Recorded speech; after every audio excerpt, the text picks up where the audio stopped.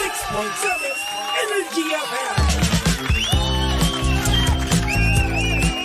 Same, pero iba. We are number 106.7 Energy FM. Pangga, huwag mo sabihing radyo. Sabihin mo. Good morning, Luzon, Visayas at Mindanao, Metro and Mega Manila. At syempre, good morning din sa napakaganda, napaka-sexy, ulala. DJ Lindsay, good morning. Good morning, baby Toby. Ang ganda-ganda mo ngayon na. Bakit? Ay, syempre, dami nating oras mag-ayos. Yan! Hindi ka late ngayon. Hoy, Congratulations. kahapon lang naman ako na late ng malala. Kahapon lang ba? Oo, excuse me naman. Kala ko araw-araw kang late. Alam mo, for your information ha, alas 6 yung in ko. Dumarating ako dito 5:40, 5:45, mga ganon, 5:48. Mayabang ka na niyan. Hindi, kasi ginugol ko nga yun sa sarili ko na wag lumagpas ng 6. So, ayan. Meron tayong grace period, di ba? Pero ayokong gamitin yun. Gayahin po natin si DJ Lindsay. Gawin po nating inspirasyon si DJ Lindsay na wala pang oras niya mismo. Andito na siya. Ganun talaga. Oo. Pero kasi alam mo, kahapon talagang malala lang. Oh my gosh, may ikikwento na ako. Ano naman yung kwento mo? Ito yung kwento niya, parang kakaiba yung kwento eh. Oh my... Hindi kasi ganito kanina, di nag-alarm na ako. Dalawang telepono ko na yung in-alarm ko sa sobrang OA ko. Dahil baka mamaya hindi na naman ako magising. So, yung isa in-alarm ko ng 4:15. Alam mo ba kung anong oras siya nag-alarm kanina? Huling-huli ko eh. Ano? 4:24. Bakit ganun? Hindi ko alam, Toby. Or baka, na-snooze mo lang. Hindi. Binabantayan ko yung alarm na... Alam mo yung nauna akong magising sa telepono ko. Okay. Binabantayan ko. Sabi ko, bakit hindi to nag-a-alarm? So sabi ko, nung nag-alarm na siya finally, nakita ko 4:24. Or baka may something na sa cellphone mo. Hindi naman siya luma eh. Or gusto mo, ganito na lang. Iligay mo lang sa akin yung cellphone mo. Tapos, yung palit na lang tayo. Hindi nga, sobrang nahihiwagaan ako. Ano ba to dahil ba sa update? Kasi di ba yung brand na yan, update ng update. Tapos, kala mo naman okay na okay. Pero ang totoo, siguro nga may bugs, no? May bug. Oo, may bug yung mga ganyang bagong update lang ba yan? Oo, kaka-update lang yan. Ayun, may bug pa. Kaya nga. So, ang ginawa ko, 4:15, 4:30, 4:45. Alarm ko. Nakakaloka dalawang telepono. Yung tuloy naliligo na ako, nag-alarm pa yung telepono ko. So, yun lang. Nahiwagaan lang ako. Baka nga may something pa dun sa bagong update, no? Hayaan mo, in the near future, mag-update ulit dyan. Pansamantala, magtiis-tiis ka muna. Kaya nga. Or hindi naman kaya, pansamantala, magpalit muna tayo ng cellphone, di ba? Hindi. Akin muna yung bago mo, tapos sa'yo muna itong luma ko. Hiyang ka dyan. Hindi. Ito, di ba? May ganyan din ako eh. Di para dalawa. Pareho nga tayo eh. Di ba? Ano, dalawa na yung ganyan? Abay, syempre. Ang problema nga sa ganyan telepono, hindi na siya hindi na nag-open yung GCash dyan eh. Ayun nga eh. Oo, wala diba? na. Pero tingnan mo naman, cellphone ko na yan. Ay, ang tagal-tagal na nito. Pero maayos pa rin. Yan nga yung isang pinang-alarm ko kanina. Ano nangyari? Yung nag-alarm naman siya ng nag-alarm, maayos. diba? Kung alin pa yung luma. Tapos kung alin yung bago, yun yung boy. Kaya maraming bumabalik sa luma no? Sa mga nakaraan. Kasi nga naman, mas functioning pa. Ay, hindi na. Ayoko sa nakaraan. Ayoko rin eh. Ayoko. Pero kung babalik din siya, why not coconut? Alam mo, ang problema sa pagbabalik sa luma, kung ano yung trauma na binigay nila noon, maaaring maranasan din natin ng present tense. Pwede pang maulit, no? Yes. Ay nako, kaya naman wag na tayong bumalik, Ekis na ekis. Ekis na. Sabi nga nila, wag kang babalik dun sa bagay o sa taong nag-break sa'yo. Bakit daw? Siyempre, nag-break ka na, babalik ka pa. Masokista ka sa sarili mo. Malay mo naman, di ba? Gusto mo pinapahirapan yung sarili mo? Malay mo, mag-work naman this time, Pero may question ako sa'yo. Ano yan? Yan bang topic mo? Baka mamaya makaligtaan natin yung topic mo. Yung topic ko kanina is about yung ex gustong bumalik, or yung sender natin gustong bumalik doon sa ex niya dahil ayun na nga, may gusto lang, may na-miss lang na ginagawa nung kanyang ex. Yun ba yun? Yun. Okay.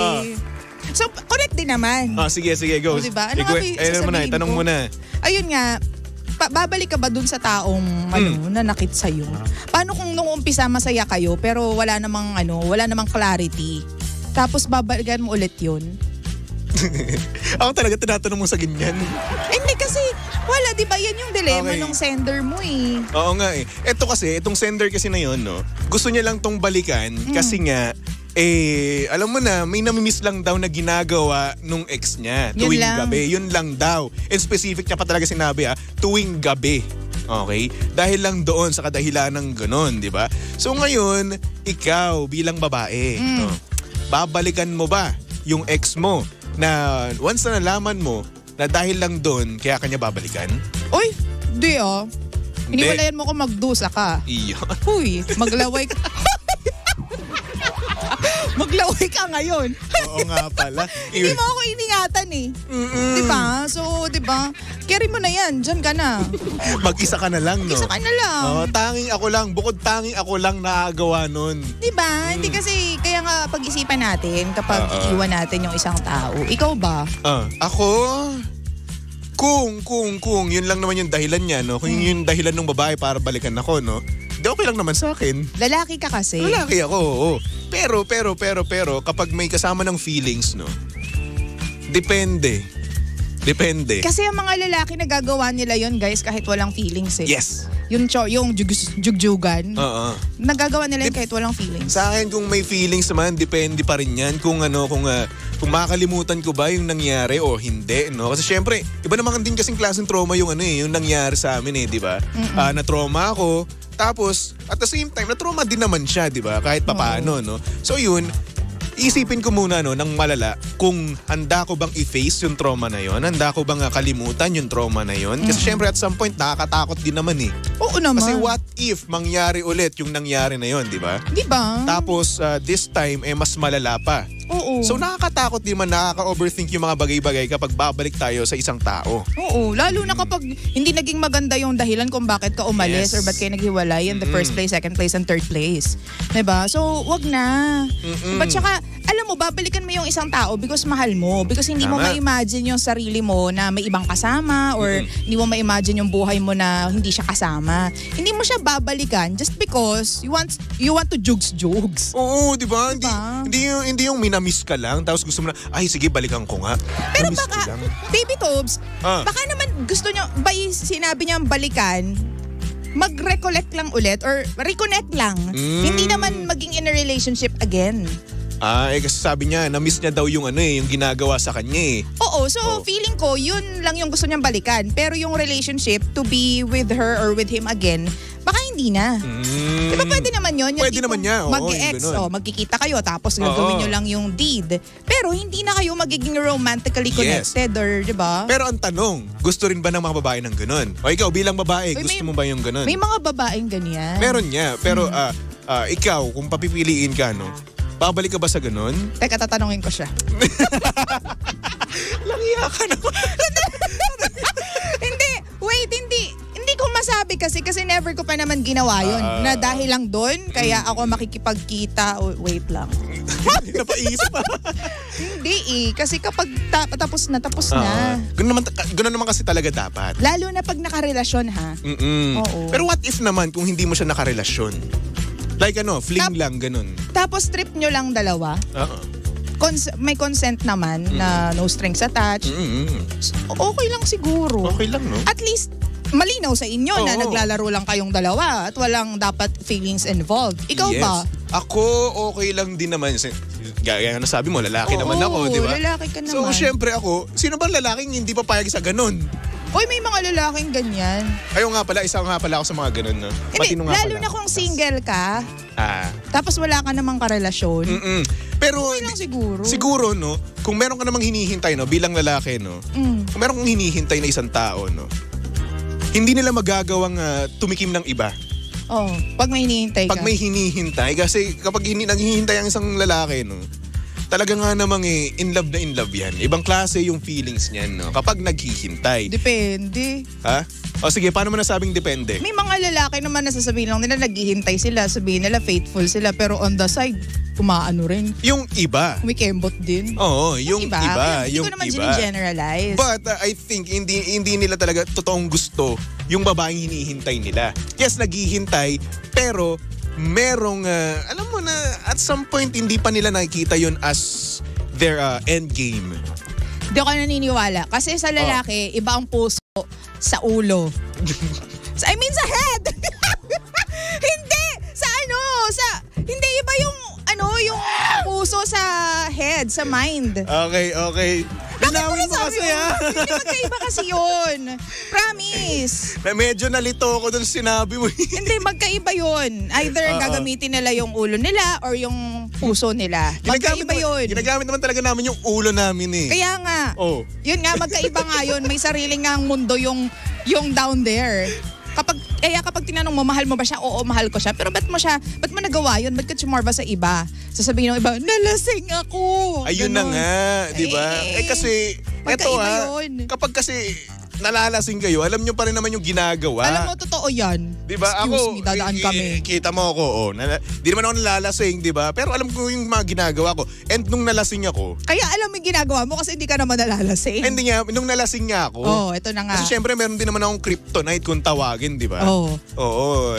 Kapag yun yung iniinom namin, talagang nalalasing talaga ako. So yun, nung nainom namin yun, nalasing ako, and then alam ko pa rin yung ginagawa ko. Totoo naman diba? eh. Yes, nahihilo ko, oo. Pero alam ko pa rin, no? Kapag nga nalalasing ang mga lalaki, hindi umaangat ang lipunan.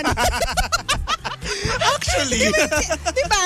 Oo. Kaya tigil-tigilan nyo ako sa mga ganyan. Diba? Yung, alam mo, kaya feeling ko minsan nagpapanggap lang yung mga lalaki na lasing. Minsan, gano'n. O kunwari, tipsy na sila, kunwari, hilo-hilo na. Pero ang totoo, huy! Bakit nakaka-jugs-jugan kayo kapag, diba? Kapag kasi lasing ang wala talaga eh. Hindi tulog na tulog eh. Hindi aakyat ang watawat ng pilim.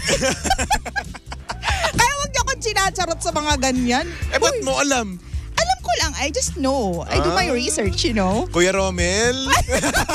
Hindi kasi kapag meron ako hindi naiintindihan, tinatanong ko rin kay Romel. Tinatanong mo din. Tulad niyan, dati gulong-gulo ako. Kapag balasing ng isang lalaki, kasi hindi nawawala sa isip ko kasi si Romel, na-bother ako before dahil umiinom nga siya and sumasama siya sa friends. So, nung bago pa lang kami, sabi ko baka naman mamaya may mga ganong mangyari tapos masaktan ako. So, tinatanong ko sa kanya. Totoo bang di nyo alam ginagawa ninyo kapag lasing kayo? As in, to the point na makikipag-jujugan kayo tapos hindi ninyo nare-remember. Di totoo yun, sabi ni Romel. Tama. So, there. Ito ang tanong, no? Kasi kalamitan kasi sa mga babae din, yun din yung nagiging rason nila eh, di ba? Kapag nalalasing. So ngayon, sa babae, totoo bang nalalasing talaga kayo? Alam mo ako, hindi ako magpapaka-hipokrita because I've never been so drowned in alak. Never pa. Kaya mababa yung tolerance ko sa alak. So I wouldn't know kung talagang kapag sobrang lungangi kayo sa alak, as in wasted, hindi nyo na alam yung ginagawa niyo. Kasi karamihan kasi sa mga babae, kapag nanloloko din sila, no? Like for example, nasabi din, may nagsabi sa jowa niya na, alam mo ba, yung girlfriend mo, tumikim ng ganito, ganyan. Tapos syempre, ang dahilan niya, nalasing kasi eh. Tumikim talaga? Kasi syempre, sabi nga nila, di ba, nalasing daw. At minsan daw ang babae, mas lalong hindi daw nila naaalala yung mga nangyari. Ang alam ko, hindi sila aware sa ginagawa nila. Pero hindi ko alam na pwede ba yun mag-extend sa idea na may mangyari na sa kanila tapos di pa nila alam. Kasi may kilala ako na hindi niya alam na nafa-flirt niya na pala yung lalaki nung time na lasing siya. Para sa kanya, wala lang yun. Pero ganun na pala yung dating.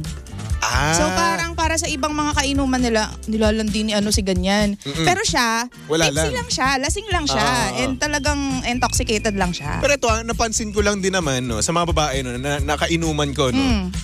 Kapag nalalasing sila, ang lakas ng trip nila. Malakas ang loob? Ang lakas ng loob, ang lakas ng trip no. Ang lakas pagtripan kahit na sino. Yun yung naisip ko, no? Yun yung mga lalaki din naman. Yung mga lalaki, iba kasi yung trip namin eh. Tumawa lang ng malakas. Tumawa ng malakas kapag nagkukwentuhan, di ba? Nagsasayaw, di ba? Paminsan-minsan, di ba? At minsan din naman, medyo malandi rin naman yung mga lalaki. Feeling ko pareho lang, lalaki at saka babae. Tingin ko rin.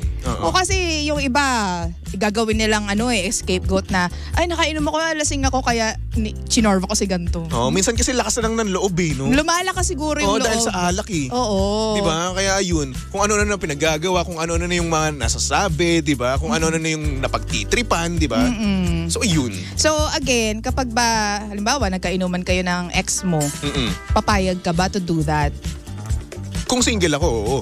Kung single. Oo, kung single ka. Kung malinaw sa amin yung mga terms, no? Nag-agree kami sa mga bagay-bagay, no? So yun, okay sa akin. Pero kung Lalaki ka eh. and if hindi ako in love, no? Sa iba. Oo, kasi pag in love ka, iba eh. Iba talaga. Hindi mo magagawa Ako, yun. Kilala ko na sarili ko, no? Nakilala ko na. And then, alam ko sa sarili ko kapag in love ako, kapag hindi ako in love, di ba? So, ayun, kapag ngayon, hindi ako papayag. Bakit ka nagpo-pause? Wala. Kasi naalala ko lang, sorry. Iba yung kapag may mahal ka at kapag in love ka. Actually. Kasi kapag in love ka, heightened yung alam mo yon, yung sobrang excited ka, so hindi mo magagawa yung ibang bagay na para pagtaksilan siya. Pero kapag steadying mahal lang, ewan ko iba-iba talaga. Hindi ko talaga masabi, promise. Ay nako. Kasi Pero pag lalaki doon nga ako naniniwala, magkaiba ang puso sa kanilang ulo. Head. Oo. So, ganun din naman eh. Ulo din naman eh. In-English mo lang. Oo, yun. Doon ako naniniwala. Ay nako. So, anong payo natin doon sa letter sender mo? Bahala ka na. Buhay mo. Ay, hindi mo siya pababayaan. Hindi, ito kasi ang sabi ko lang din naman kanina, no? Napakawalang kung yun yung gusto mo, at nag-agree din naman siya sa sa nasabi mo, no? Kung naging honest ka sa kanya, sa intention mo talaga sa kanya, no? At nag-agree naman siya, and then go. Pero kapag hindi naman, no, respetuhin mo yung gusto niya. At sa mga lalaki dyan, no, kung babalikan nyo lang din naman yung ex nyo, para lang doon sa bukod tanging siya lang mismo nakakagawa sa inyo tuwing gabi, no? Wag na mismo. Oo. Dapat kung babalikan nyo siya, no, make sure na gusto nyo siya at hindi dahil sa memories nyo lang, okay? Sa lalaki yan, ha? Sa babae naman, two things kasi it's 2024 now. So may mga bagay na pwede natin sabihin na para i-reserve mo yung purity mo or gawin mo lang yun if you really love this person, ganyan, or kapag meron kayong commitment. Pero kung sa tingin mo maaargabyado ka, sa mga babaeng nakikinig, kung sa tingin mo maaargabyado ka because it's just gonna be a one night thing, nasa iyo pa rin yan kung gagawin mo, game ka ba sa ganon, pero dapat wala kayong feelings involved. Or hindi mo siya gagawin kasi hindi ka in sa mga ganong bagay. Yan. Kasi yung mga babae, syempre, ang sabi nga ng iba, ikaw yung lugi dyan kasi ikaw yung babae. Pero kung consenting adult naman siya, pumapayag siya, I don't think magkakaroon ng problema. Yan. At napakinggan nyo po ang lihim ng liham. Hoy, hindi. Ito po ang titi in the morning. Titi ng liham. Tell Toby. Ng liham. Crossover kasi. Oo, crossover. Ito po yung pinaka-highlight talaga ng mga programa namin, sabi nga ni Papa Jackson eh. Oo. Diba? Kaya sakit ng pangako. Nakakaloka. So there. Sabi nga ni Toby, matanda na kayo. Pero syempre, dapat backed up yan ng tawag dito ng dapat hindi ninyo pagsisisihan at hindi kayo maninisi. Diba? And boys, always remember, no? Respetuhin natin ang mga babae, okay? True. Mga babae naman, respetuhin ninyo ang sarili ninyo. Tama ka dyan. True. At dyan na po, ang titi ng liham. Yeah!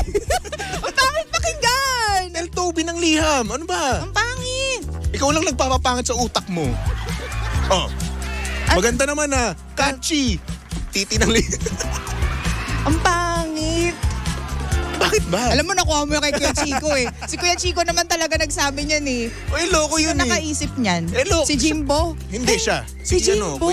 Si Chico. Si Chico ba? Oo. Chico, okay, di naman kasi Tita Cora. Isa lang dun sa dalawa. Oo nga. Hindi, yan tatlo sila actually naiisip ko nakaisip niyan eh. Si Jimbo. Si Jimbo hindi na, basag na siya nun. Oo nga. Si Chico or si Tita mong Cora. Tita Cora o si Kuya Chico lang naman yun. Sila na naman yung may utak na ganun eh. Titi in the morning daw. Nung bastos. Sabi ko, ano ba yan? Huwag naman yun. O hindi naman kaya liham ng titi. Oo.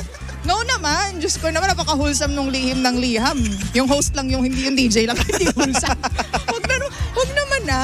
At sakit ng chicks ko sa inyo. Uy, grabe naman. Anyway, mga pangga, susunod na napakaganda, napaka-sexy DJ Lindsay para sa programang Lihim ng Liham. And of course, nakasama mo at nakalandian ng hot baby boy ng radyo. Walang iba kundi si Baby Toby. At syempre, pangga, si Baby Toby ay pwedeng yung stock at i-follow sa lahat ng kanyang social media accounts. Hanapin nyo lang, Baby Toby 1067, okay? Okay! So for our next song, here's a song from Ed Sheeran. Para to sa mga pangga natin dyang nagmo-move on. Hiniwalayan ng kanilang ex, no? Ay, nako. Life goes on, no? Kahit iniwan tayo, kahit wala nang chance na maging tayo ulit, di ba? I miss you, balik ka na. Chas! Tumutok lang dito sa estasyong same pero iba. We are number 106.7 Energy FM. Pangga, huwag mo sabihing radyo. Sabihin mo.